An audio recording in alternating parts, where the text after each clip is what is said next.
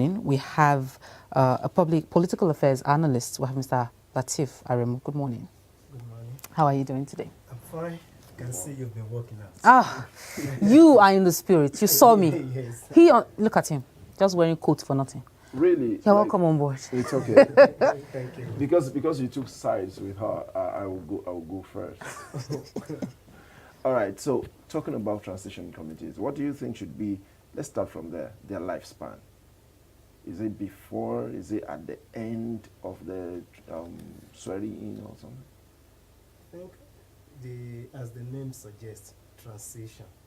So once the transition is over, if you're in transit, once you get to your destination, that means the transit stopped transiting there.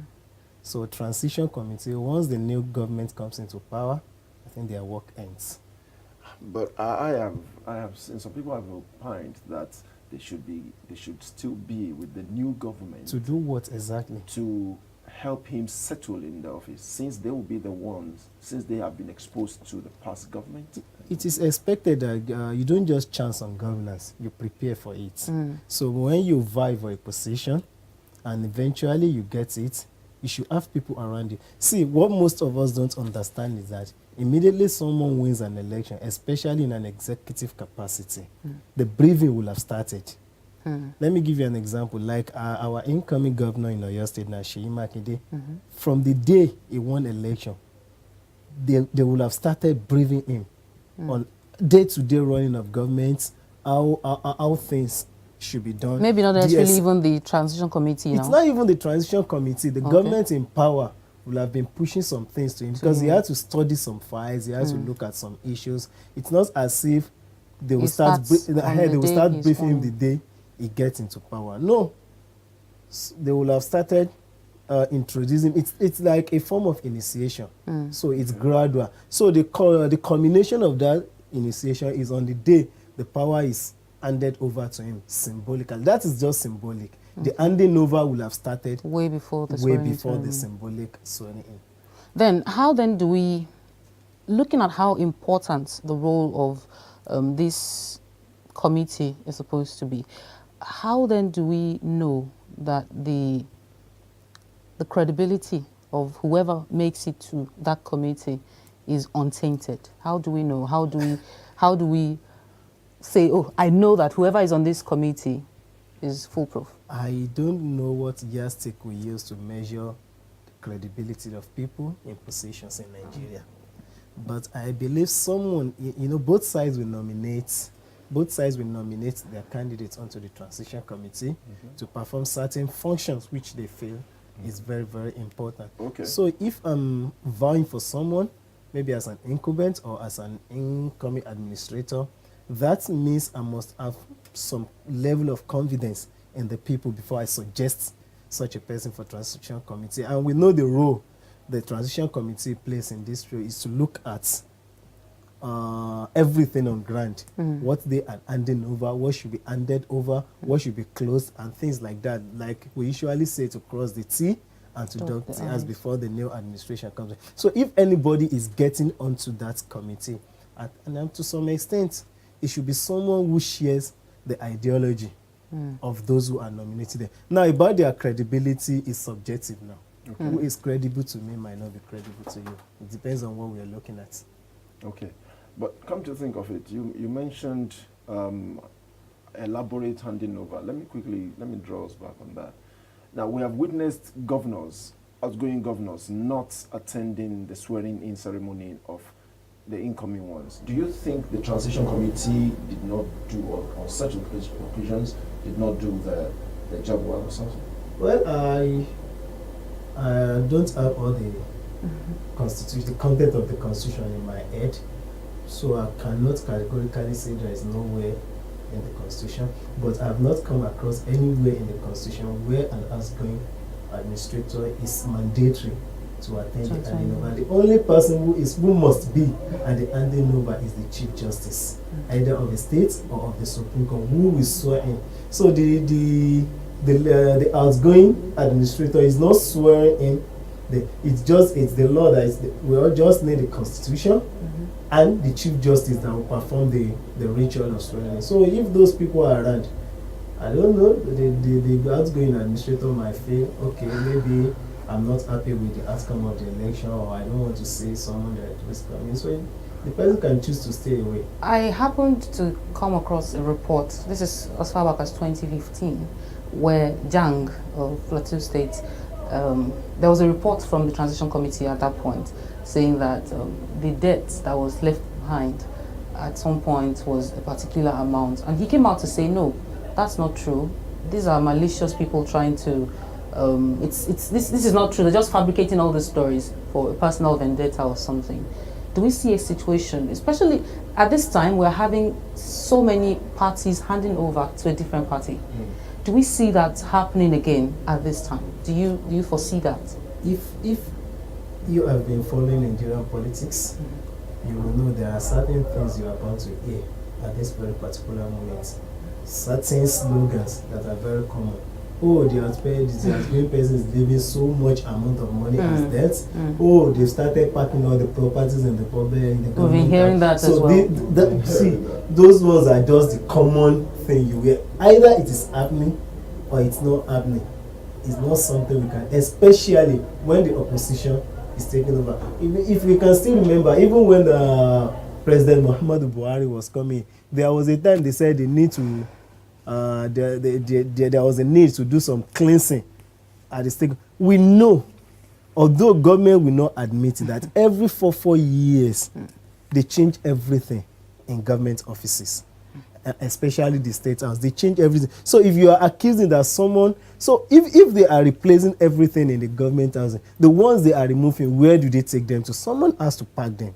So if you are saying someone is packing them because they are leaving, so I think it's baseless, and those are just the usual things we hear. So if they have genuine case, if they have proof, or if they have evidence that the administrator leaving power has done some things that are not right and violated the constitution, the court is there, and after May 29, the immunity elapse, so they can take the person to court or inform the EFCC. Okay, in the same vein, there have been instances, we've heard reports of clashes of interest. You know, the outgoing nominating some people to represent his government in the transition committee, and then they're saying, okay, these ones are not, they're not cooperating with us. That one is not cooperating with us. How do you think this should be handled?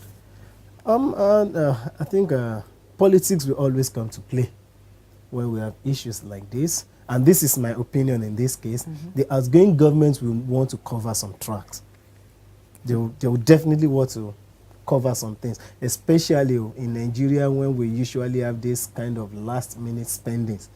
You know, last-minute spendings, award of contracts, and questionable spending of money at this last minute. So those who are loyalists to the outgoing government, we want to cover these tracks, while those who are with the income, especially if the opposition is taking over, we want to expose what they feel is not normal in the way they've spent money. So these things might bring a kind of clash of interest and might bring a kind of conflict. But in most cases, they usually resolve it within themselves. But there's always the last option for the incoming governments there. If they think they found something questionable in the books submitted to them, they can always call in the EFCC. By then, the former administrator will have been stripped of the immunity cover. So you can easily take the person to court. You can get justice. Now, while all this is going on, what should the polity take out of it? What should the polity believe? You mentioned a few bits earlier that you hear rumors of somebody awarding last-minute contracts. You hear people moving out personal effects from government houses. What should the polity then? What should the polity believe first of all, and then what should be their own mindset? These are the people that were just elected how many days ago? What should be the takeaway of the polity from all this? Well, in a normal sense, the transition committee should present a report after transitioning, or how do I put it, after the whole thing, there should be a public hearing of their reports, and let the people know these are our findings. No, do we have that? We've never, I don't know, maybe I'm not aware of any. I'm not sure, at least at the federal level, we've never had any in Nigeria. But that should be the case, that okay, after we have done all we are expected to do, these are our findings. We found that this and this and this and this happened, and we found that this and this and this happened, and these are our recommendations to the incoming. Prosecute so person. Okay, these are the debts you have to pay. This is how the money. But we are much more concerned about the elaborate handing over ceremony, and in most cases it has been so much bastardized that when we hear about transition committee, the first thing that comes to mind is, oh, those are the people that will take care of the party. Like we've termed transition committee in governance to like our committee of friends. When you want to have your wedding, you delegate functions to your friend. Oh, Latif, you'll be in charge of you look like a real northerner, so you speak the language. You go to Akinyele and make sure you get me a very cheap cow. So with those are the things. So when we hear about transition committees, those are the things that come down. Okay, these are the people that will handle the jamboree, the flamboyant transfer of power or something like that. But the main job of the transition committee should be to look at what the past administration has done and what are those things that needs to be corrected, make recommendations to the incoming administration. These are the things we have noticed in the book submitted. These monies were not well spent, these were well spent. Okay, these are the ongoing projects. These are the ones that have not been paid for. It's not even about fraud in this case. They should not be looking at, they should look at, okay, Akobo Road is under construction. It is on 50% completion. What is needed? What is needed? The contractors have been paid 70% of their money, and the target time for completion is 9 months. So within the 3 months, within our first 3 months, we should be able, those are the recommendations they should make. And even by now, they ought to have started working on things like that, started submitting files, reports to the incoming administrator. But from what I've learned so far, our own is just on how to wear Ankara on May 29, dance to Fuji, and do all sorts of nonsense on May 29. With the different, I'm sorry, Olaboyede, we have a number, each state appears to have different numbers, even as high as, for example, Kano, 100-member committee. We have some people having 19, 20, 25. Is there something the amount of members on the panel contributes to whatever report they're supposed to bring forward? Well, I don't know. I don't know the basis for the number they choose on transition committee. But in my own opinion, if they are really to do the work they are supposed to do, it is enormous. Okay. The work, because imagine people looking at all the files from 2011 to date. It's a lot of work, and they might actually need a secretariat to do that. We're actually looking at the members of committee. We are not even considering the backroom staff. Those who, the secretaries, the auditors, the data analysts, everybody that will work on that team. The members of the committee are just the face of the transition committee. The who is who in the society that will actually the ones that will be publicized. The ones that will publicize. What about the backroom staff? Those people that the young guys, the people like you and I that will work. Who will even do the most of the running around? That's what I'm saying. People like you and I that will work behind the scene to collect the data, to match the books, to do everything, to detect. So there is a lot of work to do. So I don't know. It may probably the number of people that will be on the committee is determined by the volume of the work the government thinks they want to do. But nevertheless, 100 is abnormality. What do you need on the? So because we've established a fact here that even those people who are the poster, the faces of the committee are not the people doing the real work. They are just there to oversee what these guys are doing. So why do you need 100? So you said something a few minutes ago about committee of friends. Could that be like a consolation for their work? Yes, it is, because at least if you're on a committee in Nigeria, you get something. For those of us who are part of the student union in our universities. We know how we were paid for every sittings in those days. I remember in my own days, a sitting was 1,000 naira. In those days. So a sitting, I don't know how much they pay now. So a sitting was 1,000 naira. So you look forward to it, to go and say, I want to ejaculate, all those things that we say. So everybody wants to talk so that you get your 1K. So now we can bring that into a real life situation. So you get paid for every sitting, and at the end of the day, you get, and again, it's a way to lobby for position. I was going there, actually. It's a way to lobby for position. Would that actually be an avenue by which the incoming tells people, okay, this is, watch out for this person, watch out for this person? Yeah. I think once you make it to the transition committee, that shows you are a very strong person within that party or within the caucus.